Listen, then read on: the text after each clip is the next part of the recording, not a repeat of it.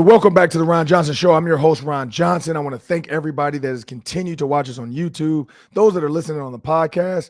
Here we go. Segment's called The Hot Seat.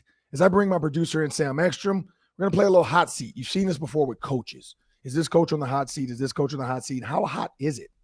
I'm going to let Sam explain it. He's going to throw some players out, and I'm going to tell him where I think their hot seat stands right now. Take it away. The hot seat index, I want you to give a number 1 through 10, 10 being the hottest, 1 being ice cold. On the following fringe roster players for the Vikings, I think they are all kind of right on that brim of being on the 53-man roster, starting with second-year linebacker Chazz Surratt. I think he was a third-round pick in 2021. What do you make of his hot seat index? So, how hot is Chazz Surratt? It's a 9. It's like Sriracha. It's a 9. Like, he is on the hottest seat. One, from a special team standpoint, I think automatically your draft pick of Brian Asamoah takes him out of there. Brian Asamoah being a guy that people had him graded as a late first, second round guy. So a lot of teams liked him. I talked to the linebackers coach, and he said they wanted him. Speed, they call him slim, long, fast. Reminds him of a rover where you can put him kind of in the deep middle because he can run. You can put him in the flat and let him cover a tight end because you're not worried about him covering and cover a running back. So he gives you a lot of position flexibility. He can also get after the quarterback. So that's why I put Chazz Surratt at a 9.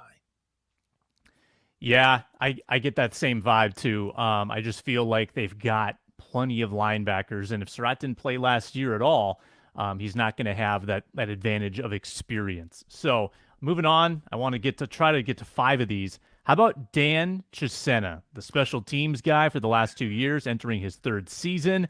Wide receiver, Dan Chisena, hot seat index. Yeah, so, I'm not going to name the receivers that I don't think not saying they don't matter, but I think they're going to be either practice squad guys or they're going to have some work cut out for them. So when you look at Justin Jefferson, Adam Thielen, KJ Osborne, that's your 3. So those are your 3 guys. And then you want to throw in some guys to help out. So from there, I'm going to say Albert Wilson. I think Albert Wilson coming in. Now it's going to be health concerns. How healthy is he? I think Albert Wilson possibly is in that 4 or 5 spot. I also want to say BC Johnson and then Jalen Naylor. So those, and this is the key. Albert Wilson being an 8th-year guy, I think a Miss Smear Marset can upset him. He can get him out of here. Speed, been here already, comfortable with Kirk Cousins, knows Keenan McCardell, so he's been coached by him.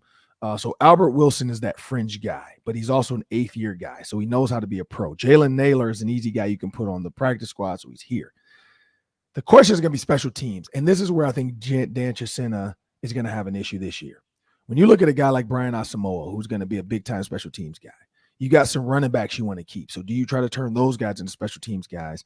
And do you really need 7 receivers? So then is it Jalen Naylor to practice squad and you roll with 6 and to send as your 6th receiver?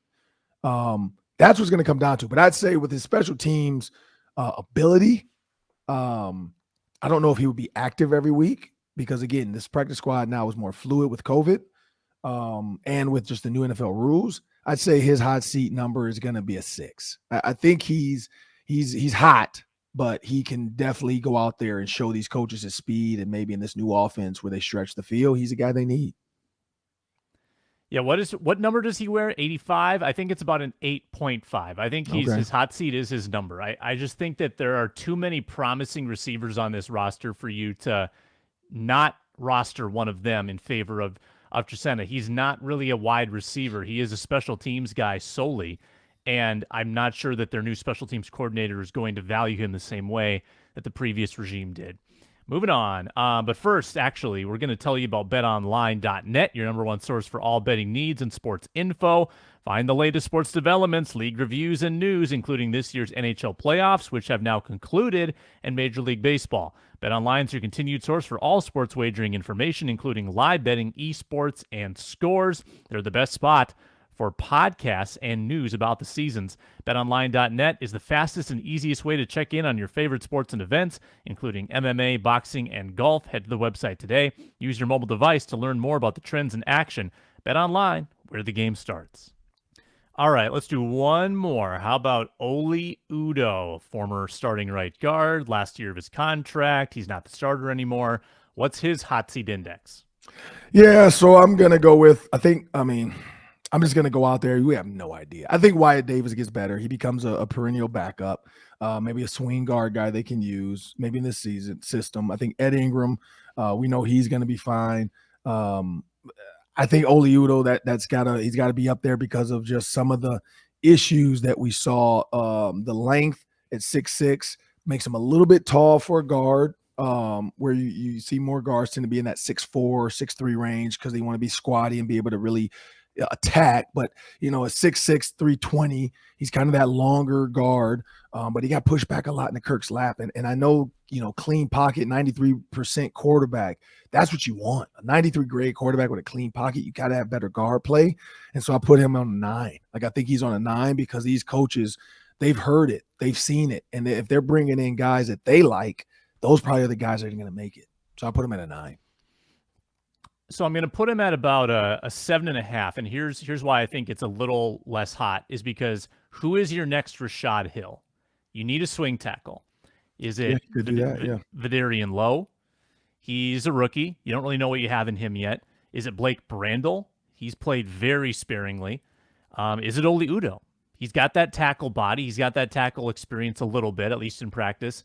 Could he be the next Rashad Hill? If that's a role that they have earmarked for him, then I think he's got a decent chance. But last year of his contract scares me because that's the point where a lot of guys get that camp cut kind of designation and they go with someone younger. So I think he's in trouble. I don't think he's flaming like hot on the hot seat, though. Yeah, because Vidarian Lowe is literally the exact same size, 6'6", 320, and he is a tackle. So if you bought in all these guards, I think Wyatt Davis looked really good in training camp. And I got this story, I think, from Coach Mason said this, and it was like Woody Hayes was his coach at Ohio State, and he said he told a guy how to do a play 1,000 times, and the guy got in the game and still messed it up. And Coach Mason stood up and said, man, I told him 1,000 times how to run this play, and he keeps messing it up. And Woody Hayes looked at Coach Mason and said, well, that's your fault. You're a horrible teacher. If you taught somebody something 1,000 times and they still can't get it, you got to find a better way to teach. And I think that's what happens is so many coaches get stuck in their ways and they think this is the way you have to learn it. If you can't learn it, you can't do it. And then you have guys like PJ Fleck who say, look, I got 144 third graders on this team, and that's how I treat them. I'm going to teach each guy a different way if I have to, because I want to make sure they get it.